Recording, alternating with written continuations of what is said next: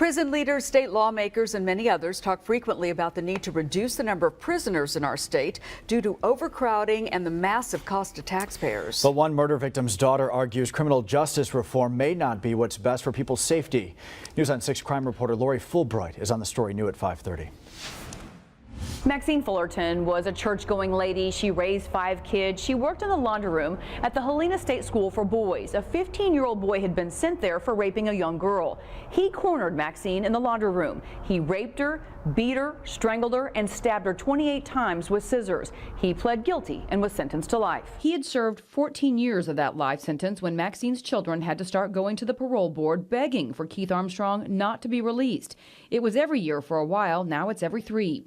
So when Maxine's daughter hears Oklahoma just passed 2 laws that make it easier for prisons to get paroled, she's not a fan. I don't see how you can just open the doors and let inmates out and call it reform. You know, when is someone going to put the emphasis on the need to decrease victimization instead of the prison population? The first new law says nonviolent offenders where a victim does not object can be considered for parole after serving 1/4 or 25% of their sentence.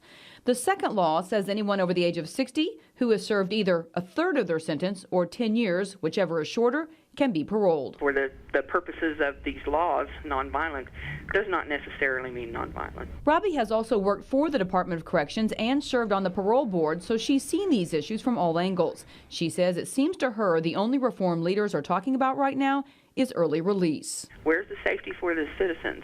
It's a money issue, and it's always been a money issue. She encourages citizens to learn about the proposed criminal justice reform laws and then talk to their legislators about what they think about them.